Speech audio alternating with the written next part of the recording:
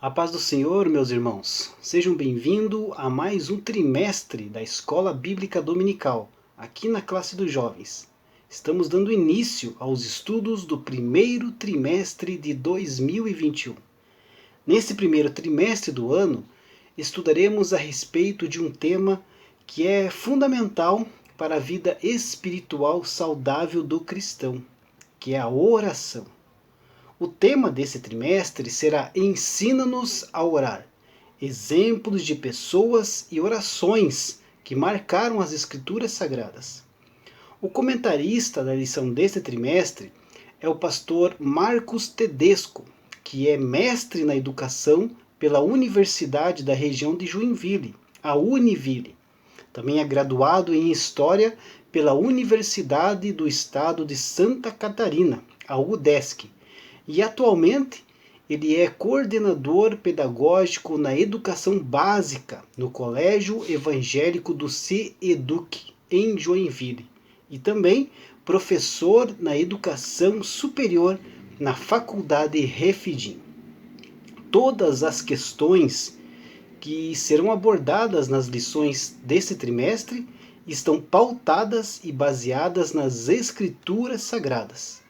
Vamos estudar a respeito, meus queridos amados irmãos, a respeito de alguns personagens bíblicos e que a prática da oração foi determinante para que celebrassem grandes vitórias.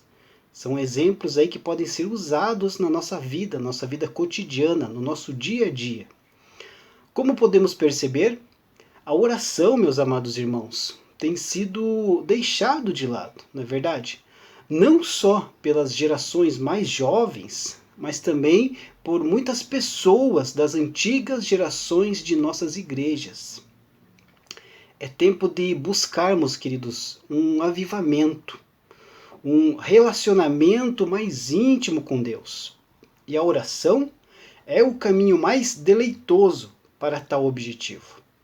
Sabemos que temos um Deus que nos ouve e nos responde quando clamamos. Então, por que não orar em todo o tempo? Vivemos tempos difíceis e desejamos, mediante o ensino da palavra de Deus, ver uma nova geração comprometida com as verdades do reino e, em especial, com a oração e a intercessão. E para dar início aos estudos desse primeiro trimestre de 2021, vamos começar hoje pela lição de número 1, que tem como data 3 de janeiro de 2021. E o título da lição que vamos estudar hoje é O que significa orar? O texto do dia da nossa lição se encontra no Salmo 145, verso 18, que diz assim: Perto está o Senhor de todos os que o invocam, de todos os que o invocam em verdade. A síntese da lição, que é um resumo, a base da lição, diz assim: a oração é uma ação que possibilita ao cristão um relacionamento mais íntimo com Deus. Essa prática deve ser uma constante na vida do crente, que necessita orar sempre, sem jamais desfalecer. Sem dúvida nenhuma, meus amados irmãos, a oração é o meio que Deus proveu ao homem a fim de que este viesse a estabelecer um relacionamento de comunhão contínua com Ele. Tanto mais o cristão ora com fé em Deus, mais desenvolve a sua comunhão e a sua submissão com o seu Criador, não é verdade?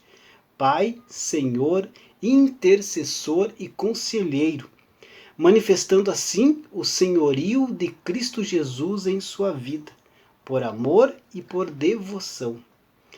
Quando isso ocorre, meus amados irmãos, o homem passa a ter a sua vida espiritual e emocional estáveis, e a sua perspectiva e objetivos naturalmente acabam mudando. A oração, quando associada à obediência dos preceitos das Santas Escrituras e à vigilância espiritual, é também um meio de vitória sobre o pecado. O texto bíblico da lição se encontra lá no Salmo de número 51, do verso 10 ao verso 18, que diz assim: Cria em mim, ó Deus, um coração puro, e renova em mim um espírito reto. Não me lances fora da tua presença, e não retires de mim o teu Espírito Santo. Torna a dar-me a alegria da tua salvação, e sustém-me com um espírito voluntário. Então ensinarei aos transgressores os teus caminhos, e os pecadores a ti se converterão. Livra-me dos crimes de sangue, ó Deus, Deus da minha salvação, e a minha língua louvará altamente a tua justiça. Abre, Senhor, os meus lábios, e a minha boca entoará o teu louvor, porque te não comprazes em sacrifícios, senão eu os daria. Tu não te deleitas em holocaustos. Os sacrifícios para Deus são o espírito quebrantado, a um coração quebrantado e contrito não desprezarás, ó Deus. Abençoa a Sião, segundo a tua boa vontade. Edifica os muros de Jerusalém. Aqui o Salmo 51, que é o texto bíblico da lição de hoje, ele é conhecido como a oração de penitência de Davi. Quando o profeta Natã o condenou com toda a intrepidez por haver cometido o adultério com Batseba e por assassinar Urias, plenamente convencido do pecado que tinha cometido, Davi então deixa as palavras de penitência jorrarem de seu coração quebrantado e contrito. Este, sem dúvida nenhuma, é o mais belo e comovente dos salmos penitenciais. O salmista apela para o amor, a misericórdia e a compaixão de Deus. Pede perdão, purificação e limpeza, reconhecendo que o pecado é uma ofensa, em última instância, contra Deus. O convite deste salmo, Salmo 51, além de apresentar a beleza da confissão e a reaproximação de Davi com Deus, é também para utilizarmos também em nossa meditação diária. Ao ler o texto bíblico, nós também somos lidos, porque ele é uma palavra viva em nossas vidas. Entrando aqui na nossa lição, aqui na introdução da lição diz assim: quando falamos em oração, nos referimos a um dos maiores privilégios que o nosso amado Senhor nos concede. Chegarmos a Ele e em nossa simplicidade e incompletude, abrirmos o nosso coração em um diálogo franco e confiante.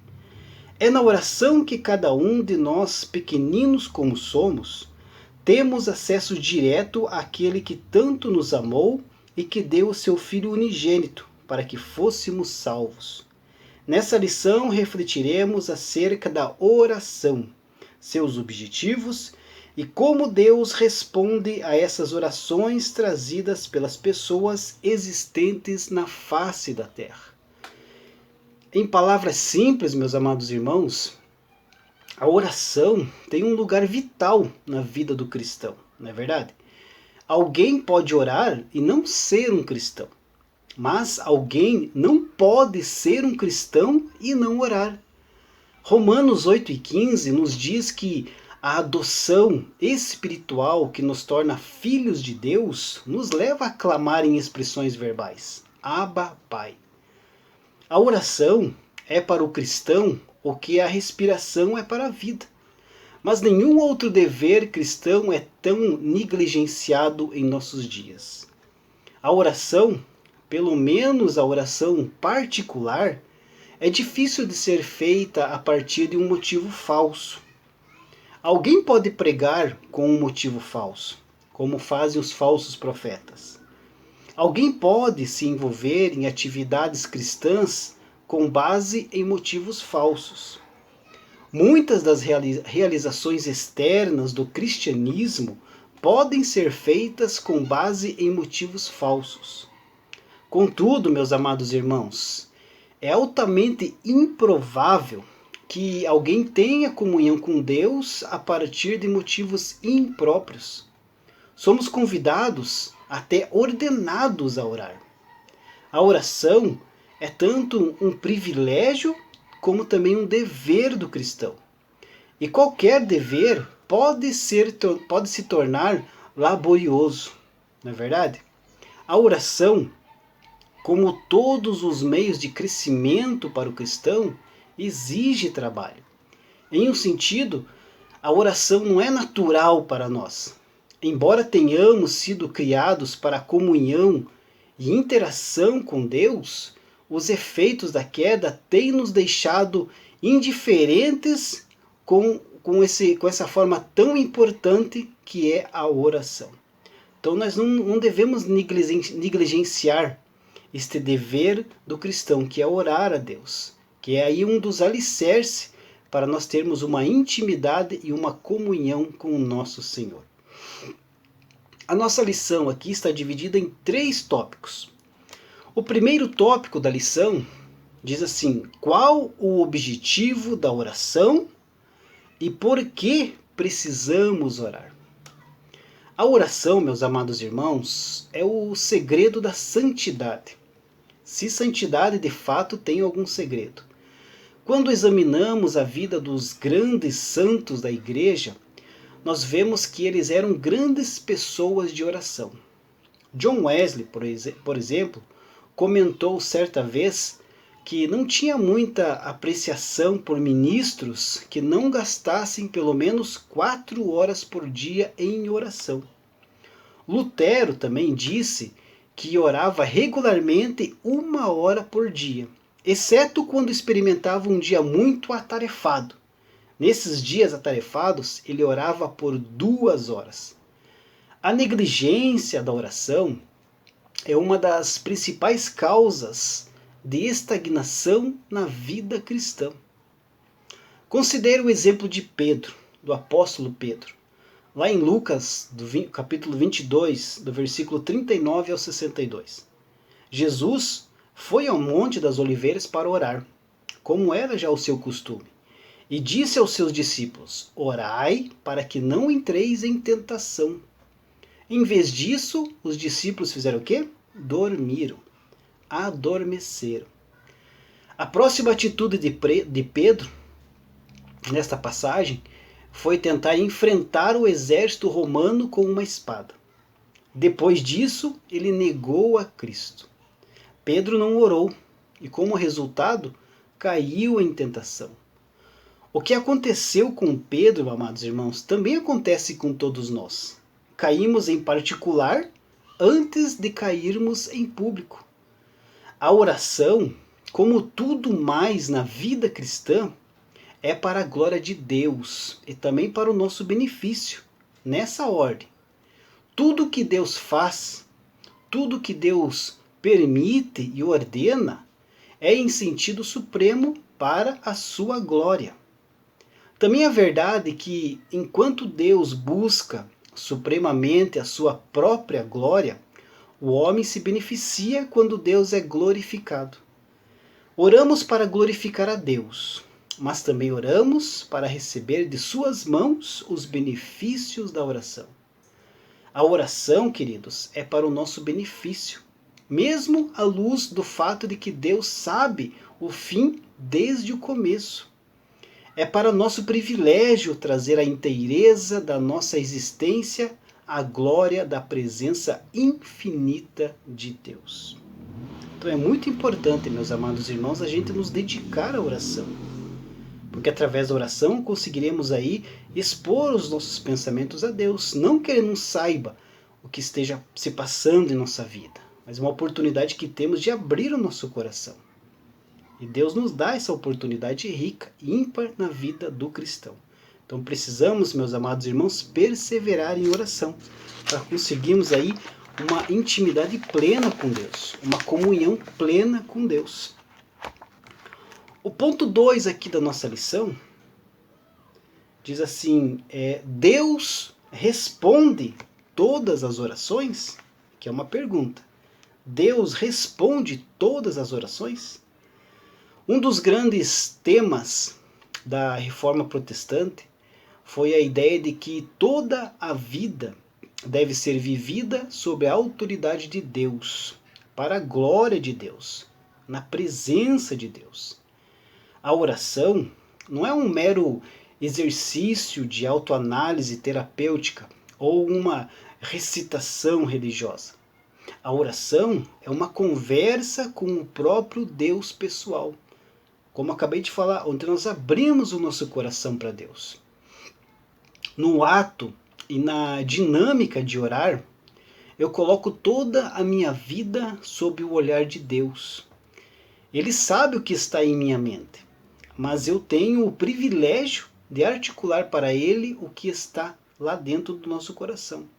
É como se Deus dissesse: venha, fale comigo, manifeste para mim os seus pedidos, o que você deseja. Portanto, vemos a oração, a gente vem até a oração para conhecer a Deus e sermos conhecidos por Ele. Há algo errado na pergunta: se Deus sabe tudo, por que então devemos orar? A pergunta, meus amados irmãos, supõe que a oração é unidimensional e é definida apenas como súplica ou intercessão. Pelo contrário, a oração é multidimensional.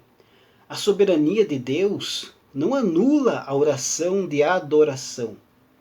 A presciência ou conselho determinativo de Deus não nega a oração de louvor. A única coisa que ela deveria nos dar é maior razão para expressarmos a nossa adoração por quem Deus é. Se Ele sabe o que eu vou dizer antes que eu o diga, então o seu conhecimento, em vez de limitar a minha oração, aprimora a beleza do meu louvor. Ele sabe o que eu vou dizer, mas mesmo assim, Ele para e nos ouve, nos escuta. Olha que maravilha! Somos criaturas, meus amados irmãos, que se comunicam primariamente por meio da fala, não é verdade? Então a oração falada é obviamente uma forma de diálogo, uma maneira de nos comunicarmos e termos comunhão com Deus. Há um sentido em que a soberania de Deus deve influenciar nossa atitude para com a oração, pelo menos no que diz respeito à adoração. Nosso entendimento da soberania de Deus deveria provocar em nós uma intensa vida de oração, de ação de graças e louvor a Deus. Por causa desse conhecimento, nós devemos ver cada benefício, cada bem e cada dom perfeito como uma expressão da abundância da graça de Deus em nossas vidas. Quanto mais entendermos a soberania de Deus, tanto mais nas nossas orações serão cheias de ação de graças. Deus não é um atendente celestial pronto a responder ao nosso aceno e chamada para satisfazer os nossos caprichos. Claro que não. Em alguns casos, as nossas orações devem envolver labuta da alma e agonia do coração, como o próprio Jesus experimentou no jardim de Getsêmani. Às vezes, o cristão imaturo sofre um desapontamento amargo, não porque Deus falhou em cumprir as suas promessas, e sim porque cristãos bem intencionados fizeram promessas para Deus que Ele nunca autorizou. São as pessoas que falam em nome de Deus, mas Deus nunca fala através delas. O ponto 3 da nossa lição: o dever de orar sempre e não desfalecer. Esse é o dever de todo cristão, orar sempre, sempre e sempre. São muitos os textos bíblicos, meus amados irmãos, que lembram, ensinam, advertem e estimulam o homem a buscar a Deus em oração em todo o tempo. A Bíblia ensina que devemos orar somente a Deus e a ninguém mais, pois não há nenhum outro Deus além do nosso Deus, que possa ouvir e responder às nossas orações. Aliás, a palavra de Deus, amados, condena a adoração e a oração a qualquer outro ser que não seja o Deus eterno, o Criador, o sustentador do universo e o redentor da humanidade. Tudo isso já representa um bom e grande motivo para o crente orar. E não há dúvida de que devemos orar em todo tempo e em qualquer circunstância. Jesus ensinou essa verdade dando o seu exemplo aos discípulos. Entretanto, parece que descuidamos da prática da oração quando as coisas estão indo bem, não é verdade? Nós acabamos esquecendo de Deus, mas Deus nunca esquece de nós. Ainda que tudo pareça tranquilo, o crente deve ser vigilante, consciente de suas fragilidades e na presença do Senhor, em constante oração, pois entre as muitas bênçãos da oração, destaca-se o fato de que ela preserva-nos do mal. Sansão, por exemplo, não é alguém para ser imitado. Ele só clamava ao Senhor quando estava em grandes apuros. E para muitos, a oração só deve ser feita quando alguém se acha enfermo, desempregado, sofrendo algum tipo de problema no seu trabalho, quando seus bens são subtraídos ou quando desaparece um membro da família e coisas semelhantes acontecem. Atitudes como essas privam o crente das bênçãos divinas através da oração preventiva. O verdadeiro discípulo do Senhor enfrenta nesta vida lutas, provas e aflições. Jesus mesmo afirmou que não seria diferente em nossa vida. Os discípulos, inclusive, eram conscientes desse fato.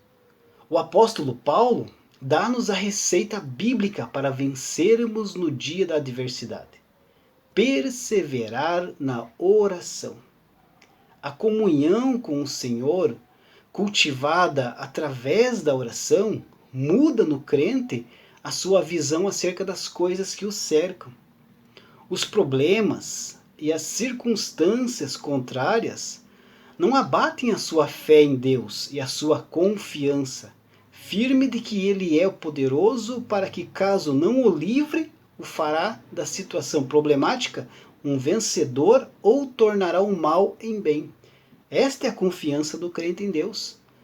A nossa oração, queridos, deve ser para que o Senhor nos abra os olhos, para que possamos ver o invisível e assim pela fé descansar nele, sabendo que todas as coisas estão sob o seu domínio, sob o seu poder, sob o seu controle. A conclusão aqui da nossa lição diz assim: o verdadeiro sentido da oração foi o tema que nos conduziu durante esta primeira lição. Podemos perceber que a oração tem profunda relação com a essência do verdadeiro cristianismo. É a forma como nós, seres humanos, podemos nos aproximar do Pai amado e abrir os nossos corações em meio a palavras simples, porém repletas de sentido. Queridos, não há limites para o crente viver uma vida de constante e crescente oração. Um alerta final da Bíblia para todos nós sobre a oração, nós temos lá na primeira carta de Pedro, capítulo 4, versículo 7, que diz assim: e já está próximo o fim de todas as coisas. Portanto, sede sóbrios e vigiai em oração.